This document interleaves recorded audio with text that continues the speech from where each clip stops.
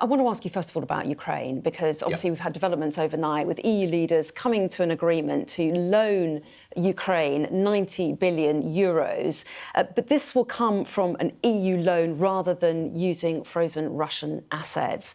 Is that a disappointing compromise? Well, I've always been in favour of us, first of all, making sure that Putin cannot win the war because he's marauding across another sovereign nation whose territorial integrity he guaranteed in the Budapest Accords all those years ago when Ukraine surrendered its nuclear weapons in exchange for that territorial integrity. And we stand absolutely shoulder to shoulder with our Ukrainian allies.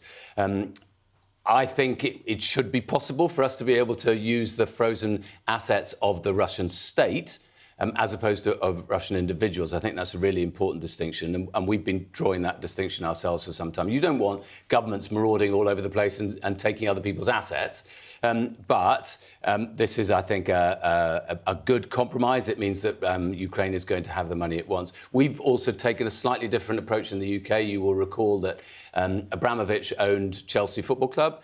He sold it just before he was sanctioned and guaranteed that the money was going to be going to Ukraine, to war-torn areas in Ukraine. That still hasn't happened because he's been holding out. The Prime Minister announced this week that we intend to make that happen, and if necessary, we'll take him to court. But it would obviously be much easier if Abramovich said now that the £2.5 billion worth could go to war-torn Ukraine today. And on the subject of the frozen Russian assets in the loan to Ukraine, Belgium had asked other countries to share the risk of using those assets. Could the UK have done more to offer that kind of backing and that reassurance? I think we've been there from the very beginning, and we've been trying to help Belgium get over the line. I don't know the precise details of the final conversations that there were overnight. But look, the most important thing is that Ukraine needs the financial support to be able to see off the Russian aggression. The whole of Europe knows that this is about our future. Do you remember a couple of years ago, I think it was Boris Johnson sitting in a committee in the House of Commons and saying, poo-pooing the idea of war in Europe and saying, oh, the days of tanks rolling across Europe are long, long past.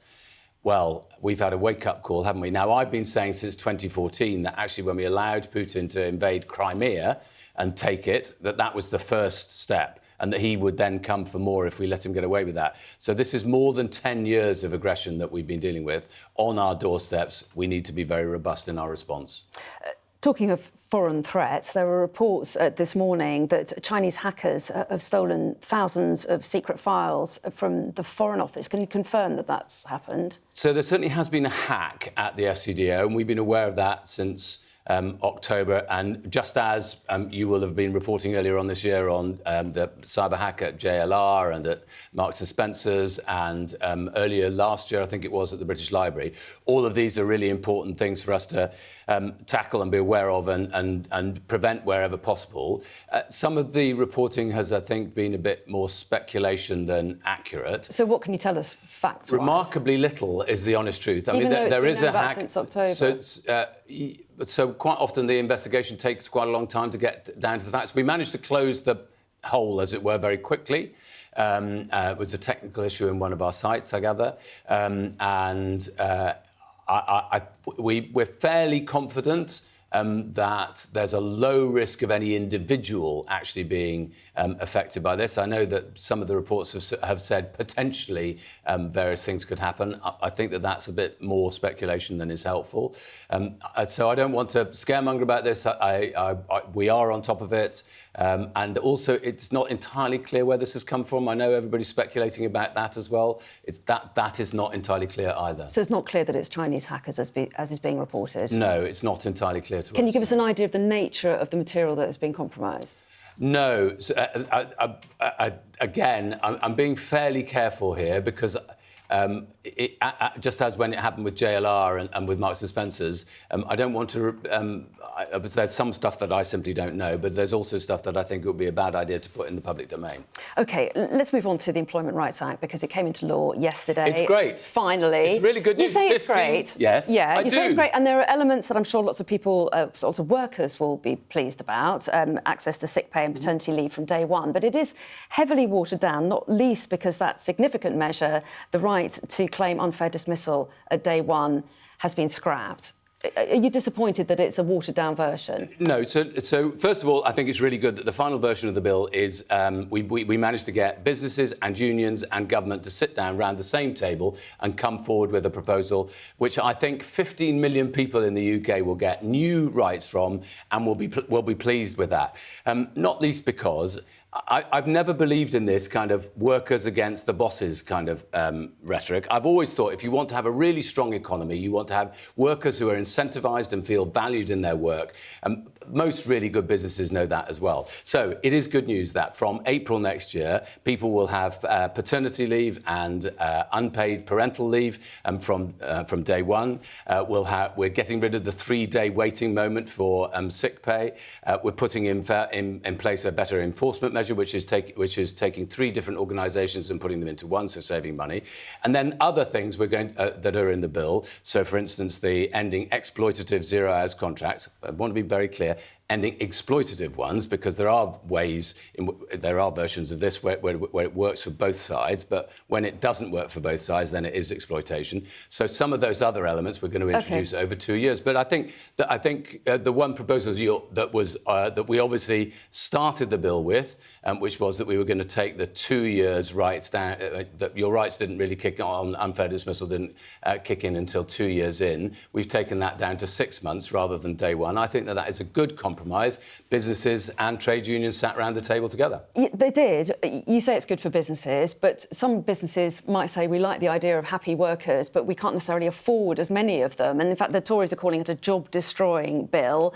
They're pointing out the fact that unemployment is rising. It's up to its highest level in almost 5 years. And they're saying that it piles extra costs on small businesses. I mean, they have got a point, haven't they? No, I don't think they have. I think there are 2 versions of the world, you know.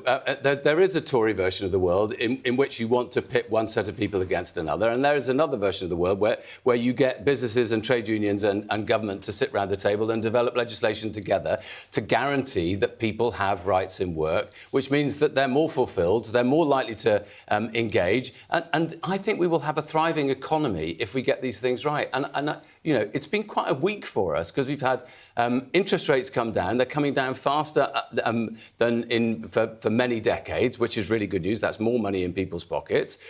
We've also had the growth forecasts increased in the last couple of months since the budget. Debt is beginning to fall. And wages are rising. So all of this, I think, is good news for an economy that I think we should be very optimistic about as we go into 2026. Before I let you go, I just want to ask you about the news that the government's confirmed that local councils in England that are undergoing reorganisation will be given the option of delaying May's elections next year. The Tories are saying that means you've got little regard for local people and their democratic rights. Nigel Farage has called Keir Starmer, he's accused Keir Starmer of turning the UK into a banana republic. Look, for years in the UK, large parts of the UK have had a mixture of local authorities. You have district authorities which are in charge of some things like rubbish collection and so on, and a local and a county council which is in charge of education and social care and things like that. We are doing the biggest reorganisation of local government for many decades. It's really important. It will save money. It will make local authorities more effective. We put £78 billion into local authorities in our local government finance settlement. And on the back of that, we're simply saying to people, look, you're going to have these new authorities that are going to come online in 2 years' time. Does it make sense for you, up to you to decide, does it make sense for you to hold elections for people who will only be in post for a year? I think most people will go, hang on, that just doesn't seem to make any kind of sense. Why don't we just delay the elections for a year?